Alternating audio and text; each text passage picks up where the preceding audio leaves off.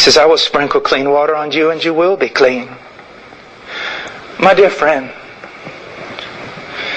we are so earthly minded. Your best life now. A friend of mine just did a book cover for me and they put it out on the thing. It's got a picture of me standing just like Joel Osteen. I didn't know they did this. I don't know where they got the picture, but they got it. And it's got your worst life now. Paul Washer shares with you all about your lack of human potential and your total depravity. And then underneath it says New York's worst seller list. New York Times worst seller list. Your best life now? I will not lose sleep tonight worried about your best life now. I will not pray tonight for tomorrow worried about their best life now, or whether they have self-esteem or their checkbook is balanced or they've got 40 days or 90 days or 100 days of purpose in their life. I will lose sleep because one day every one of you will stand before God naked and be judged, and some of you will be cast into hell. Preachers, you're not professionals. You're not businessmen. You're not little boys running around serving the community. You're prophets or you're nothing. To bring a word from God. These are people dying. The wrath of God lays waste your community. Even as we speak, how many people will be swept away even today by the wrath of God through death in hell. And you're worried about whether or not someone feels good about themselves? God basically takes a man, and if that man belongs to Him, He will break that man into an absolute million pieces if necessary to get him ready for eternity. There's a little song that I sing to all my children when they won't go to sleep. It's an old Keith Green song. Oh my Lord, I am weak and I'm trembling. For the Lord I am always remembering. For what a strong shepherd, looking at my child, holds you in His arms. He will break you and make you His own. If you belong to Him, He will shatter you in a million pieces and reconstruct you.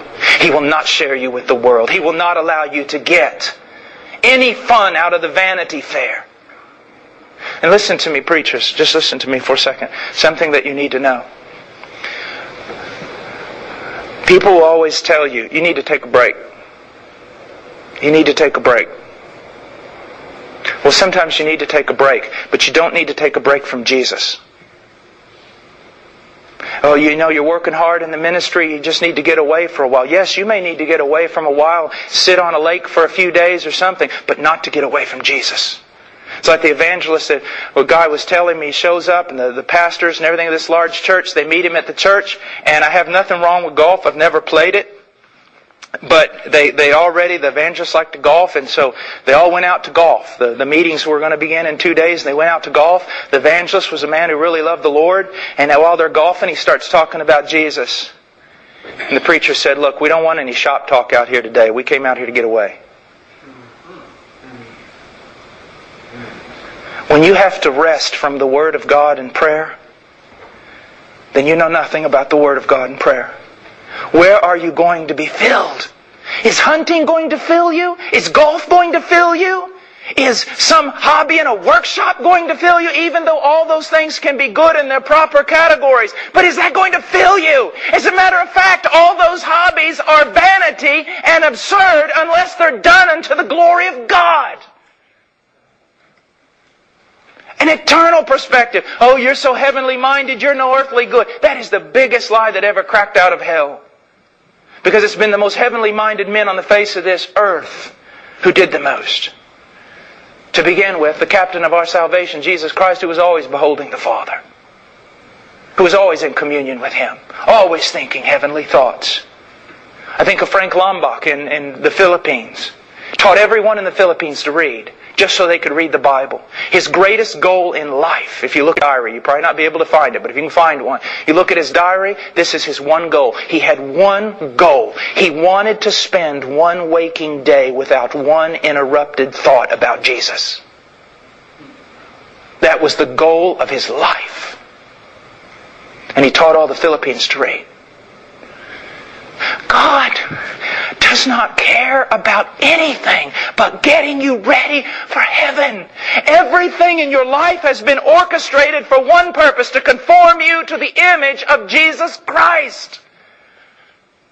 People think, I can't even hardly read a lot of Christian books on marriage. Why? Well, marriage is all about a little bit of heaven on earth. No, it's not. Even though marriage can be a glorious thing, do you know what marriage is about? Conforming you to the image of Christ.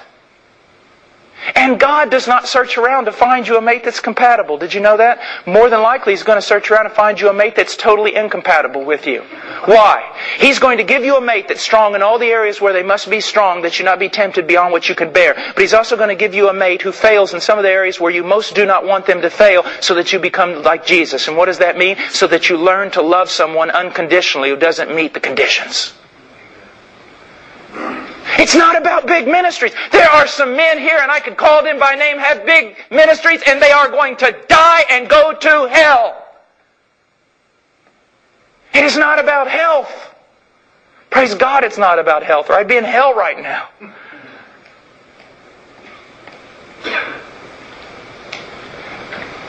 But the thing about it is, when He comes in discipline, it'll be like on that day of judgment. When you truly belong to Him, He never comes to discipline you punitively as a judge. He always disciplines you as a loving Father.